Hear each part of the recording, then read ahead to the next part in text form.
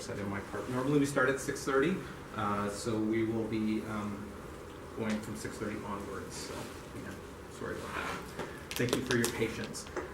We are CTT DNUG. We have 3 full season sponsors.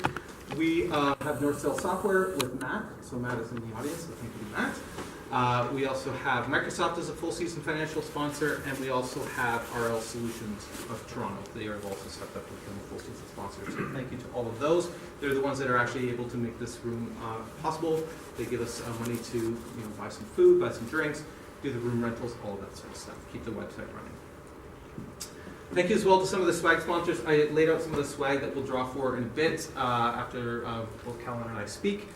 These are all of our swag sponsors. So ASPOs, CodeSmith, JetBrains, NoSearch, Microsoft, and our latest one is PostShow. If you or your company would like to sponsor CTD DNUG, we're always looking for sponsors. So you can reach out to us at our group email address. We always post this slide, but if you need more information later, you can always come and see me. After the meetup, if you could please rate the meetup through the meetup app, either on your phone or on the website. It helps Microsoft and it helps sponsors realize what a great group this is, and it helps us keep the group going from year to year. So this is really important for us. So if you can leave a message or even just star us, that would be great. As well, we do have a message board, a career board here. So if you're looking for jobs or if your company wants to hire somebody, please post a job posting. Something we've been doing is anybody looking for work or anybody looking for workers. So if anybody's in the job market and would like to stand up, Peter, would you like to announce what you... Hi, I'm an experienced MS SQL Server and success developer with over 20 years experience. My experience is mostly on the back end, but I'm always keen to learn new technologies, so front-end work would be an interest to me as well. If anyone thinks that meets their requirements, just grab me at the break or afterwards. So if anybody knows of a job that might suit Peter's skills, or if anybody, if you want to network at the break and kind of talk a little bit more, you guys are more than welcome to do that. A few upcoming events. There is a machine learning workshop that's going to be held at the Communitech room at 151 Charles Street in the Roddenberry room. So as of the weekend, I believe that there was 12 spots left. This might be filling up fairly soon. This is actually a continuation of an ML workshop that was done a couple months ago, but don't feel like you have to have attended that one to go to this one. So Lori's going to be running this one. This is February the 7th. We also just announced our latest meetup. So this is going to be with Bruno Capuano, who was here a little while ago doing his HoloLens talk. He's coming back. He's going to be talking about Minecraft for developers, so all about AI and code. That's going to be actually in this building. So we're not going to be at Country Hills for at least 2 times. It's going to be in meeting room A, so the one as you come down the stairs on your left. It's going to be over there, and that's February 21st. Mississauga.net user group, again, this is Bruno here. He's actually speaking tomorrow night, the 25th. He's going to do an intro to AI. And him and Margarita are going to be talking about intro to AI. And Margarita is actually a tech evangelist for Microsoft. So, as well, on the 30th in Toronto.net, Azure Web Apps and Azure IoT. So if you can't get enough of Azure, you can go check that out. There's already 12 people on the waiting list, but generally this one isn't as full, so you can always slide in if you're in town and you want to check that out. And finally, I put this one up. I left this one up. I got a notice this morning that this has been canceled. It's actually going to be pushed to February, the exact same stuff. So it's an intro to Jira with somebody who's coming from Desire to Learn to talk about it. So this is the WIPRO group. It's an IT professional group, but they always talk about really interesting stuff. I think last time we talked about Office 365, but they're actually going to be doing all about Agile and Jira and that sort of thing. So it's going to be in February, so watch the website for that if you're interested in learning more about Jira and how you can leverage that. So tonight's presentation, I'm going to lead off. I'm going to talk a little bit about Google Cloud, and then we're going to have Callan come up and he's going to talk about Azure Functions, and this is Callan. So without further ado, let me switch over from host mode to presenter mode. So just give me 2 seconds here. And Callan Campbell. Callan has been to our user group several times. I know that. But if you've ever won a Reflex software license, Callan was the co-inventor of Reflex software. So we did those out for a few years, multiple years actually. We stopped this year, but just because we switched it up with a bunch of other things. But yeah, so Callan is a big supporter of the group, so please give him a hand, and he's going to hear talk about Azure Functions. Anyone here use Azure Functions or Lambda on AWS? No? Okay. All right. So here to talk about Azure Functions. It's an introductory talk, but I'm going to cover diving in and just how you can really build apps fast using a serverless architecture.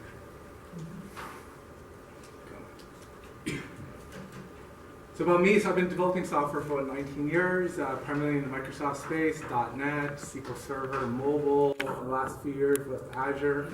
Again, like Ken said, I'm the co-founder of Reflect Insights, the .NET tool. If you want to ask about that, ask me later. So the agenda tonight, so I'll do a quick overview of Azure Functions and Serverless. I'll show you the tooling that's available. I'll then dive into build, deployment, monitoring, just so you have an overview of that. Some common scenarios of what you would want to use Azure Functions for, and then I'll wrap up. So what is Azure Functions? So Azure Functions are serverless, is an event-driven compute on-demand experience. Basically, you just provide your code into Azure, and it does the rest. It's very simple, but there is a lot more to that. So with Azure Functions, just think of it as your code plus some sort of event and data. It supports C#, JavaScript, PHP, Python, plus a lot more.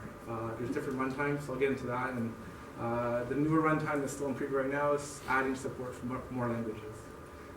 For tooling, we have Visual Studio 2017. We have VS Code, and we have the command line interface also. So serverless scale. So typically, we all have worked with a monolith app of some sort. Maybe we're still developing them, but they're very big apps, and they don't scale well. So along came microservices. So in Azure space, it's a service fabric, but it's basically taking that application and breaking it down to a lot of smaller services that can talk to each other. It can scale out and scale up. And then with functions, you can consider them like nano services. They're very, very small. So you just take your code, throw it somewhere, and Azure will scale it up, scale it down. If need be, you can have it run on VMs that you already have. So they're very powerful in what you can do, and you can use them in conjunction with other services in Azure. You can have functions talk to other functions, and so on. So what is serverless? So serverless, it's an abstraction of servers. The servers are still there. They're behind the scenes, but for you, you don't need to worry about them. So you don't need to create them. You don't need to monitor them. You don't need to worry about which OS it is. You don't need to worry about patching. All that stuff is taken care of for you. It's an event-driven and instant scale. So you tell you tell Azure for your function how and when to run. So it could be a schedule using a cron job. Maybe you run every 15 minutes. It goes and does something. Or maybe you have it every time data comes into a queue or blob storage, process that data. And you can have that data get exported out from the function into any other Azure offering or on-premise also. And it's also micro-billing. So this means you're only paying for the usage. So if you have a function that sits there and it does nothing, nobody runs it, let's say.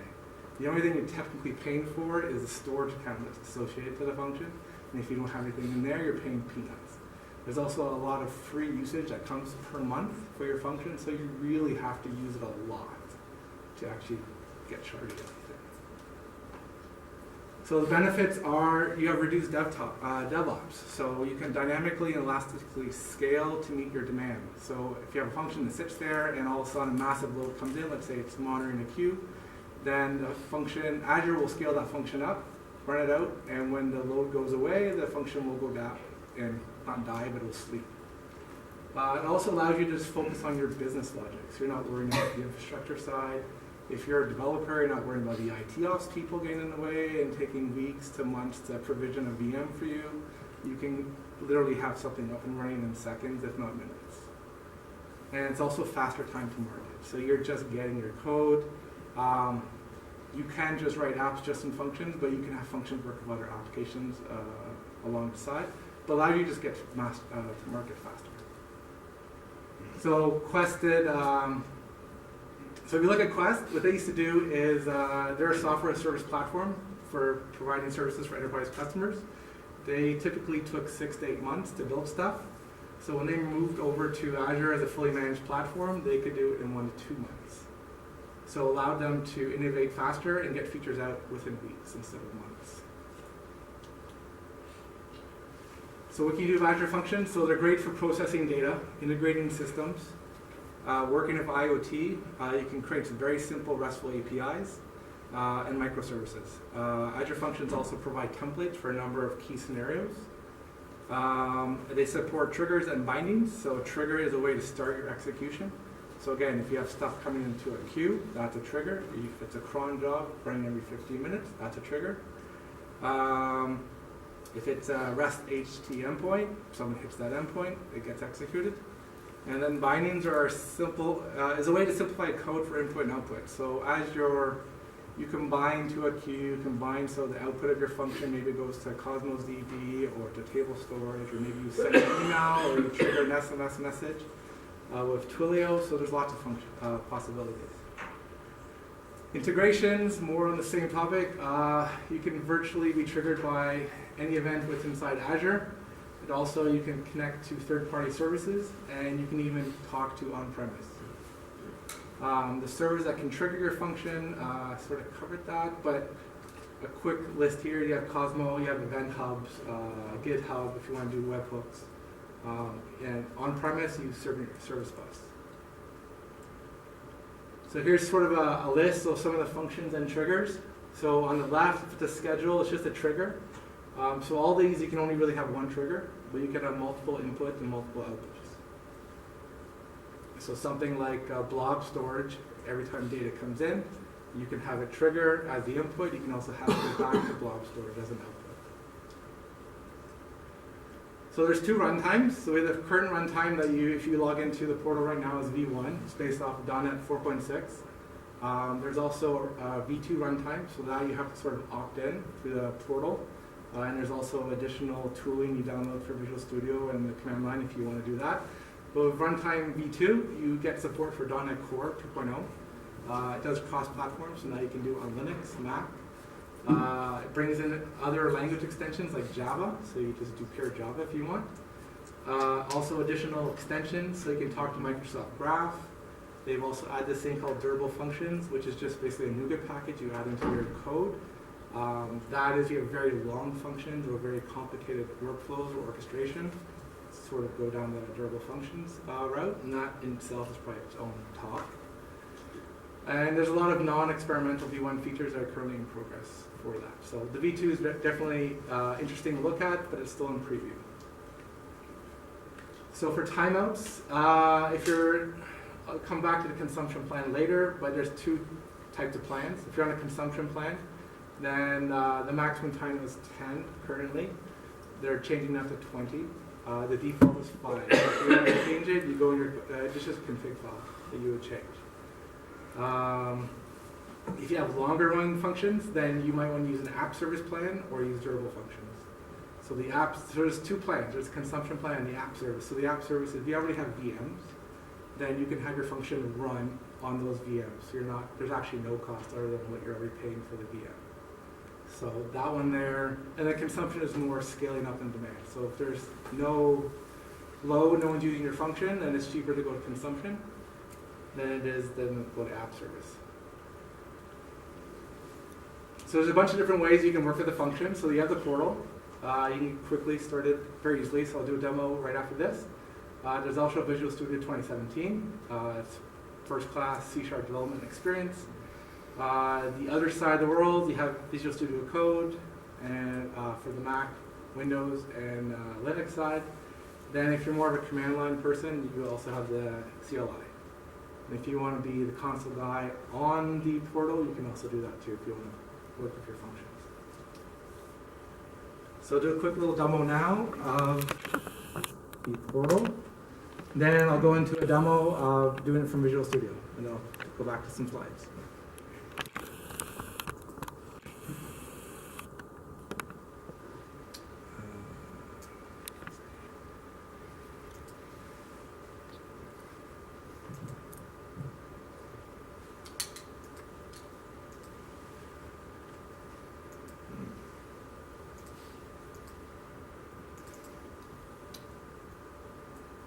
You guys see that? Get the general idea?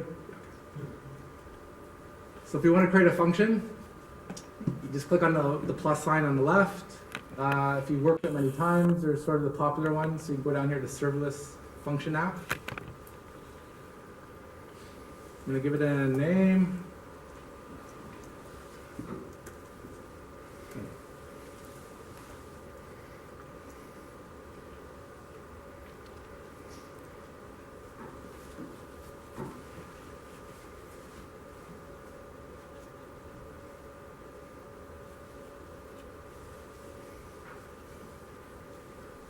This is thinking, it's slow Wi-Fi, so I might just go to some screenshots that I already have of the process. But essentially what you're doing is you're giving it an app name that's unique. You're going to pick your subscription that you have. You're going to do a resource group. So by default, create a new group, but you can put it into an existing group if you want. The groups are basically a container for different apps. So what's nice with your demos, you create a new group. When your demo is done, you just delete the resource. Everything you create inside the resource goes away. So it sort of cleans everything up. You can pick which OS I want to run on. So you have Windows, Linux is a preview right now. And then your hosting plan, there's two. There's the consumption and the app. Consumption is the default. You can pick your location. So I'll pick into Canada. And you can turn on the application insight. So I will do that. This is going to spin up. It usually takes about 30 seconds. So it does that.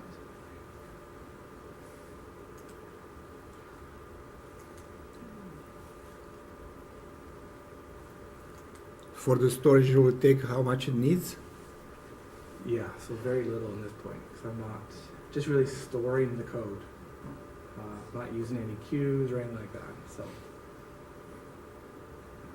So this thing's running. I'm going to go to a pre-baked one that I already got, just while that works.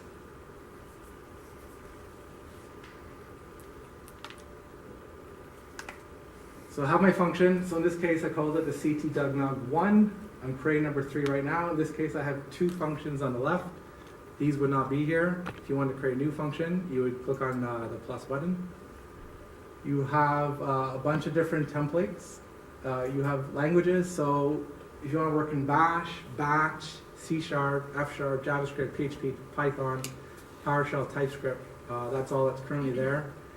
There's also different scenarios, so you want to do very core stuff, web APIs, data processing. They also have some very neat samples you can look at in here.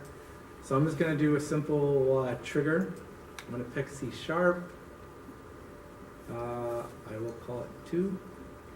You have different levels of authorization, so it could be a function, it could be anonymous, or it could be admin. I'll leave it as function for now.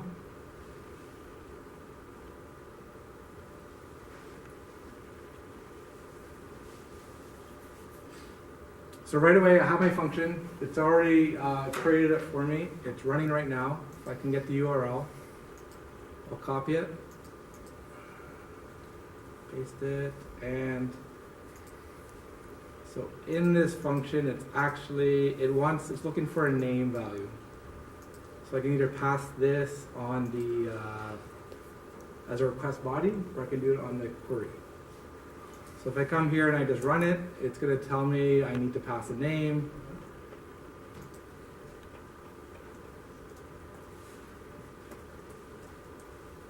So you can see there. So this function is in Azure right now. It is running. And if you want to run that, let's say through Postman, you're going to get the same thing, hello Callan. So the default that's coming back is actually XML in the case of the browser. I put up a blog post today actually on how to do it for JSON, but you're just changing the response in the code. So down here, you just change the response to any format that you want to come back. So in the console, you can actually make changes. So let's say instead of hello, we'll do bonjour for French. And we'll save it. So even in the console here, you can like test your function. So it's compiled. I'm going to run it. Down here, it's already saying bonjour. So the output If I want to change this to gallon and run it, so you can test it even inside the portal. Can't debug it, but you can test it. I'll just spend another couple minutes on the portal, but if you go to integration on the underneath the function here, so you can see the different triggers and inputs and outputs that you can do. So if I wanted to add a different input, it could be maybe, you know, blob storage. So any one you pick, you can start configuring how you want. And same for output. So that's the trigger, that means you can access data from that trigger? No, the trigger will be yeah, so the data coming in. So if you create a trigger on a, let's say, storage queue, so every time something goes in the queue, this function will pull items for that queue, and you'll get the data. So interacting with a database is not a common scenario, yeah? Or No, we can output to a database. So a trigger comes in, maybe you want to save something to SQL or Cosmo, or you can send it out to any kind of storage that you want. can you initiate, let's say you have another kind of trigger, can you initiate a query from the function to a database? Yes, you can. So then how you specify the database? Query string. It's literally just C# code at this point, or anyone needs. So it has to be, it can be a database local, or you need it to be in an Azure storage somewhere? I'm not sure. You can definitely talk to on-premise, so you can probably talk to anything. Inside Azure, you're talking to SQL and Cosmos. So I've worked with those two. I don't know about others, but I'm sure it's definitely possible. So I have another function I did earlier today. This is sort of a JSON example, but I'm pulling in, sort of using NuGet package, using the hashtag R. I'm pulling in Newtonsoft into this function. Again, this is all up in the cloud. I don't have anything locally on my machine. And then I can just add, using Newtonsoft, so it allows you to add in other libraries, maybe libraries you already have. Just drop them into the folder. You can use the Kudo to see the actual folder structure. If you want, or if you can take it a console app you have right now, you can upload that and you say just run this. So apps you already got, you can put into, have them run as a function. It doesn't have to be net new code.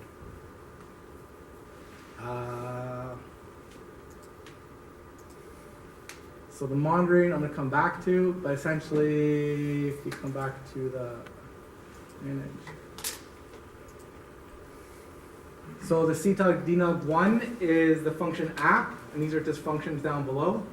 So here you can see what your URL is. You can stop the function, restart it. You can go to the app settings if you want to change stuff. So runtime, I'm on V1 right now. You can upgrade it. You can stop your functions or set quotas. In here, you can even go so far as adding Swagger support. So if it's in a RESTful API, you can put Swagger in there. You can use proxies. It's on the left. I won't get into that, but you can proxy your function. You can have a function that loads data from, let's say, a storage queue or blob storage. Let's say you have an HTML file, single page app. You can load that website from a function. You can have the button of that website run another function inside your function. So it's very neat what you can do, and it's just very, very cheap. If you're not spinning up any VMs to do this. And then there's a whole bunch of things in here that you can do. And if you're using deployment slots, you can deploy your app to a staging site, test it, and when you want to put in prod, you just swap the sites with prod. So it allows you to do it that way too. You don't have to always be working with prod. And with your function, you can actually debug into it locally. So you can use a tool like ngrok to have this function point to your local IP, and then as stuff comes into the function, so even in prod, you can like debug what's going on, which is really neat. Let's say I had some sort of design tool that I wanted to publish as part of a portfolio that would actually do fairly intense computations. So I'm interested in supplying this tool but not in paying for all the CPU cycles it's going to use. I'm going to let users. So can I do that and say, you're welcome to use this, but you run it on your dime, not mine? Maybe it depends on how long it's going to run for. So there is like the timing, the timeouts. So in this case, you do have the default of 5 minutes. You can go to 10 right now, and then that doubles to 20. I don't know if it's live now, but soon. If you want to run longer, so more computational, then you would want to put it on an app service, and now you're bringing it in-house, not running on the cloud, but you're running it on your VMs, or you can do like durable functions. So you can have very long running functions, like something like hours. And Yeah, no, it'd be more likely that people would do tens of seconds at a time. yeah, so that's probably, you'd have to try it out. Okay.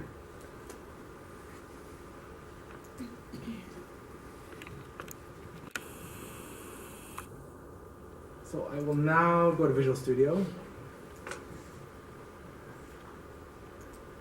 So I have a very similar function right now. This one is in French. I will move it back to English, and I will show you.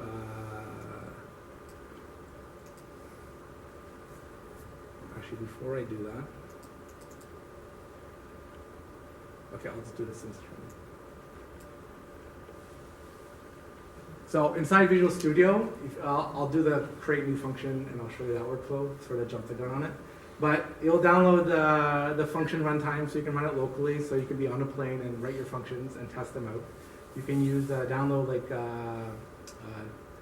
Storage Explorer, and you can simulate queues, so you can do all this offline, which is very, very cool. But here you can see the URL. So I am going to copy that. I'm going to put a breakpoint here.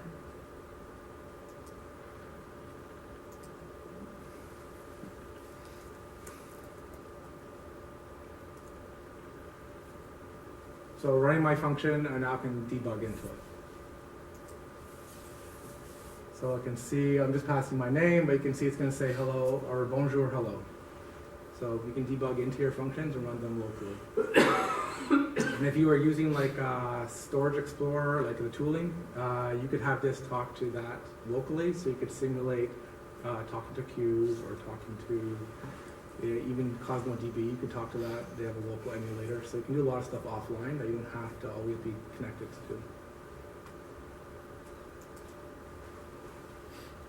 And then you can see the full output or what's going on inside your function. So I'll just stop that. So once you download the tooling, you just go under Tools, Extension Updates, and just look for Azure Functions. Install it that way. To create a new project, you can go under New, but I've used it a bunch of times, so I can just run this. You get the dialog. I'll pick my Azure function. I'm going to call it function 5. And then, sorry if it's small, but you can see the different runtimes. So on my machine, I have the V2 installed, so I can play around with that if I want. I'll stay with the V1. I can create another HB trigger or a Q trigger. I can put in whether or not I want to talk to a storage emulator, or I can talk to outside the world. Access rights, again, is functions. So very similar to what you're seeing online in the portal.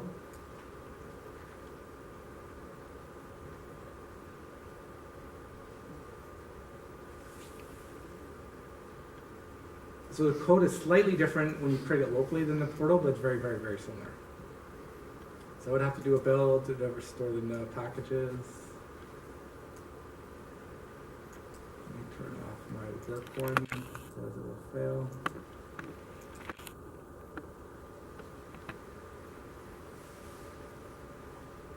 So it will build.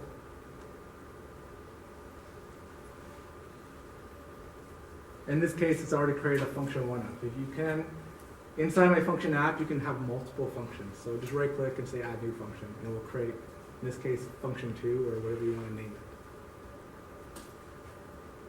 So that built fine.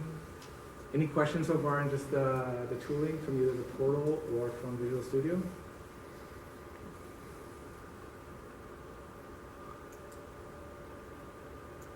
Okay, so going back to presentation.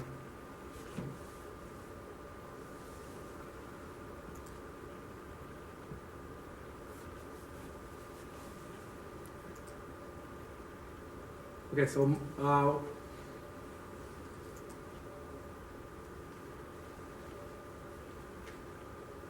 next, dive quickly into deployment and monitoring. And before I did that, I wanted to do one thing, because it does take time. So in this guide, I'm just going to change it back to hello.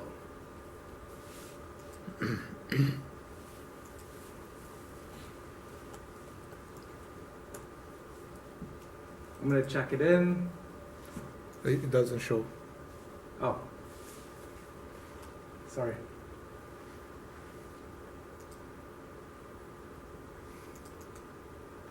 So if we just look what I just basically changed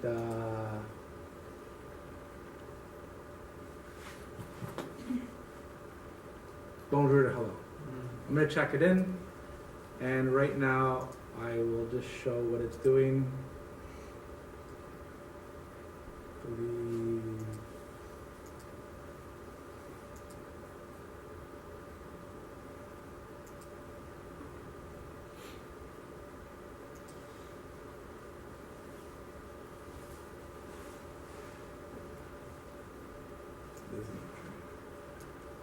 So I have this, the meetup dedog number 2. This one says currently read-only mode. I'll come back to why it's in read-only mode, but I just wanted to run it so you can see what it's doing.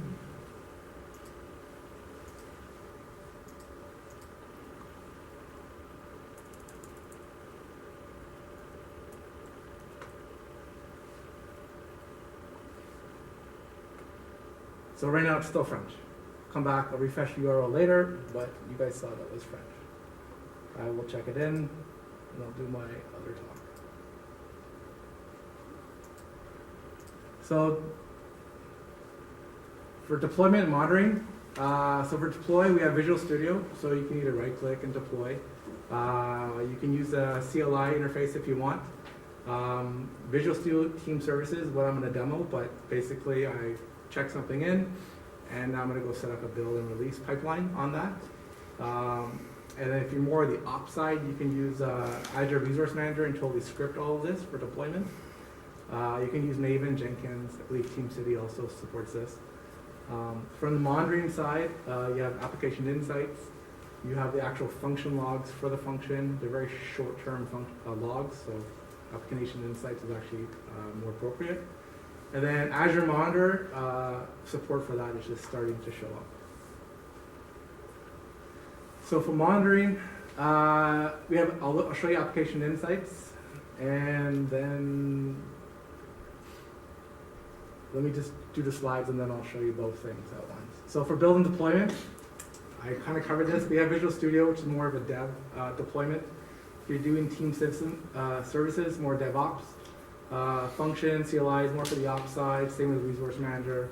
And if you do the last one, it's sort of a DevOps scenario. So when building and deploying, really there's only 3 things to do. Set up an automated build, so just, you already have my source up in VSTS, so I just point to it and say do a build, do a continuous integration. If I have unit tests, they'll run, all that kind of stuff, so you can use that for your functions. I can right click, say create a release, use the output, so the artifacts of the build, and then I can also turn on continuous release. So that's the scenario I have right now. So hopefully when I get there, the website will already be running live in production. And then the first time you do deploy, there's a warming period. So if you did like the deployment slots, it's much faster. So they're just swapping the DNS basically behind the scenes. You don't have to warm it up in the case where you republish. Okay.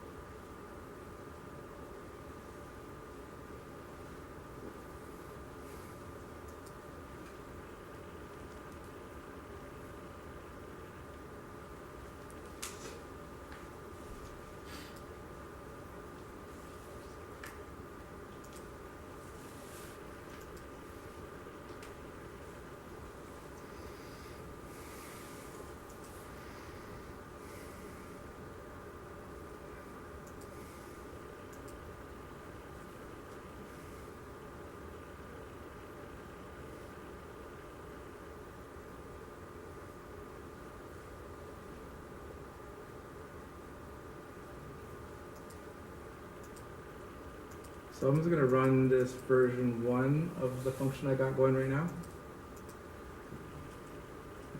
course this doesn't.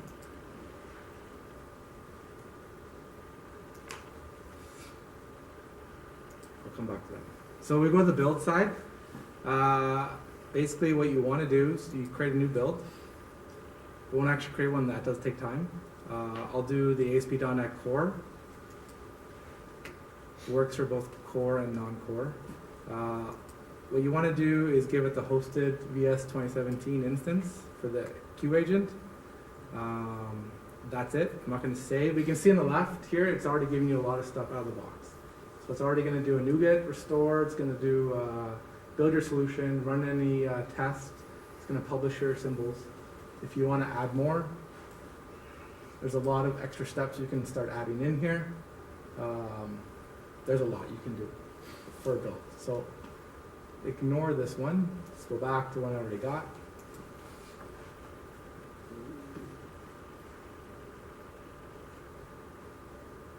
So you can see here, it's build has already succeeded, and it's got the triggered was I updated my language, so that's the git commit that I associated. If I go to release, so I have a third release, so this release has already gone out. But if I wanted to edit it,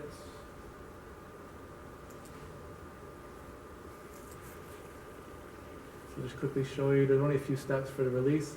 So again, when you say create a new release, you'll end up on a screen like this. You want to add your artifacts. So you're going to pick which project it is. You're going to pitch the source. I only got one, so that's why they're grayed out. You can pick which version you want to get.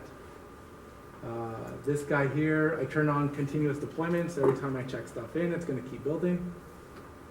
And for the environment, I configured an environment called demo, and it's going to automatically roll it out, publish it. So that's basically the two things you need to do in VSTS, is to build your functions and then automatically deploy them. If you don't want to automatically deploy, you can do all kinds of different workflows where you can say, like, have someone authorize this or try it in a different environment, and if that worked, then push it to a different. That's a whole different pipeline of stuff you can do. And then if I go back to the browser, so this one's in French. Refresh it, should be English now. So it's, and you saw it was spinning for a while, so that was just it warming up. So it's much faster now. Let's see if this will work.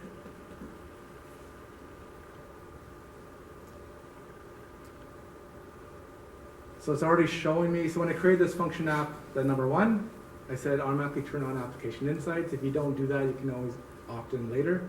You can see right now the response time when they're coming in, any failures. I can go to my live stream.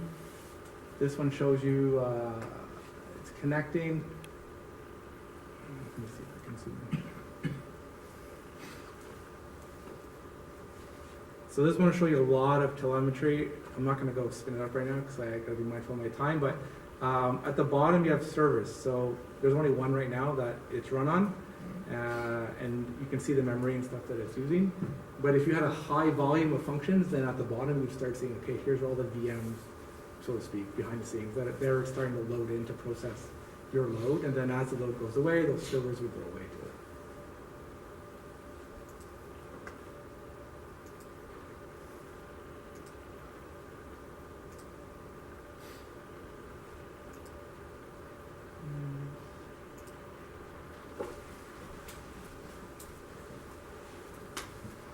So some common scenarios, you have timer-based processing. So I mentioned this before, you can have it run on a cron job.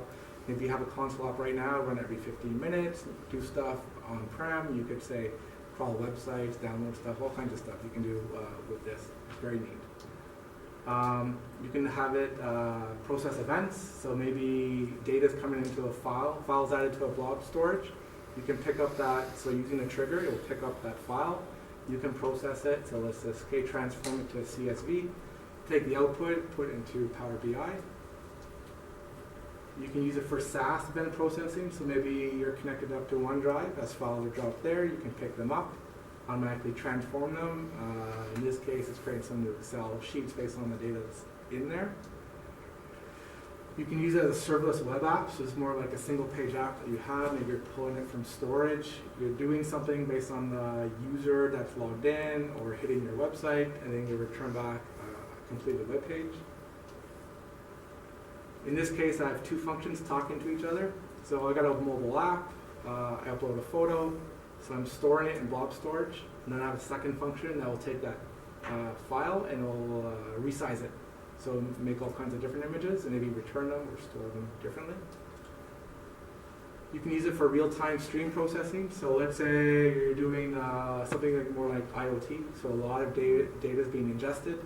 So you can have a function that will scale up based on that ingestion.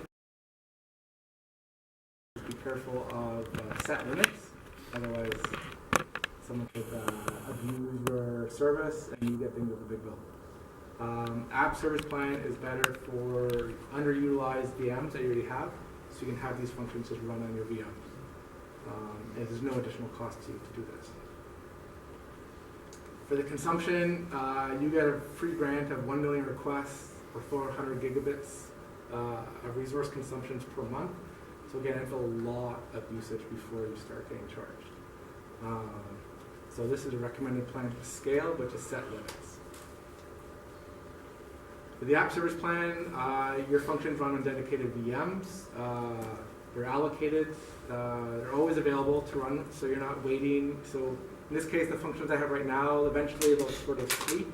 Next time someone hits them, there will be a slight warming period. So in this case, when they're running on the app service, they're always there. They're always running. With the VM, it also decouples the cost from the runtime and the memory that you saw on the previous slide to just the cost of your VM. So in summary, with Azure Functions, the focus is more on the code, not managing the infrastructure. And when used of a serverless compute component of inside Azure, you have a reduced time to market, you have lower total cost of ownership, and you only pay per execution. So it's now becoming easier than ever to create small, very targeted microservices, targeted microservice architecture using a variety of services. Azure provides many services that can help you achieve this. And then Azure Function is sort of just one part of the serverless component from Azure. So you have logic apps and you have event-grid or others. So with Azure Functions, they're bricks, and then you are the architect on what you want to build. So what next? You can definitely go, I'll put the slides up on the meetup so you guys can review everything I have, and I have offline slides for the stuff I did in the portal for managing. But essentially here, you can go to AzureMicrosoft.com and go to services/functions, learn all about them. If you want to get started for free just inside the portal,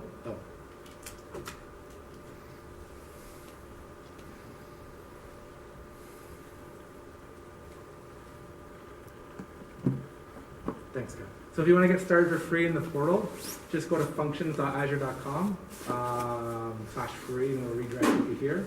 But you can just go and start creating a function, and it's very limited what you can do, but you don't need to actually get an Azure account to do it. You can also create an Azure account. They're free. I think you get $250 for 12 months. After that, like Google, you get free resources that you can keep using them for free. And there's also a neat little Azure Functions challenge online. So this one you create it, and then there's a whole bunch of challenges to sort of help get you educated on what you can do with functions, and then neat little things, little side projects that you can go and create to sort of explore the whole breadth of what you can do. And that's it. Any questions?